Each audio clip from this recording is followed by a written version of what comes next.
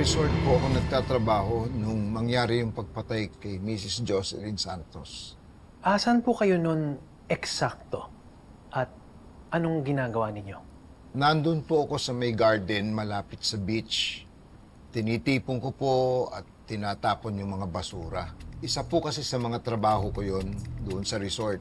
Nang kunin ang lahat ng mga kalat, tipunin siya, itapon po sa basurahan para makita pong malinis ng mga guests namin sa resort, yung beach. Maaari bang isalaysay mo sa amin kung anong nakita nyo o napansin nyo nung gabing yon? Di kasalukuyan pong nag-iipon nga po ako ng mga basura at tinatapon ko po nung mawala ng kuryente. So, gamit po ang aking flashlight, ako ay napadaan na doon sa may garden nung ako'y matalisod sa matapa. Tumilapon po yung aking para at nung yun ay kinakapa ko na dahil maliit lang naman yung aking flashlight, nakarinig po ako nung ingay mula doon sa malayo.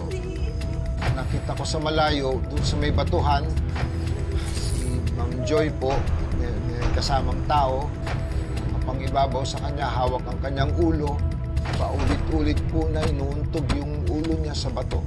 Yan ba ay si Miss Joy Santos? Opo, kasi kilala ko po yung boses nung sumigaw na humingi ng tulong. Anong nangyari pagkatapos?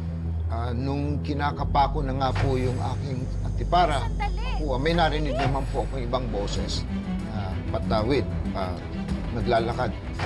Kasama niya po yung kaibigan niya, mabilis po silang tumatakbo, naglalakad papunta po doon sa kabilang direksyon.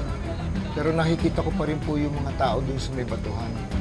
Kaya nga po napaka-imposibleng si Ma'am Carol ang nanakit kay Ma'am Joy. Nakita niyo ba kung sino ang nanakit? Hindi ko na po nakikilala kasi medyo may kalayuan nga po. Natakot na po talaga akong lapitan at pumunta roon.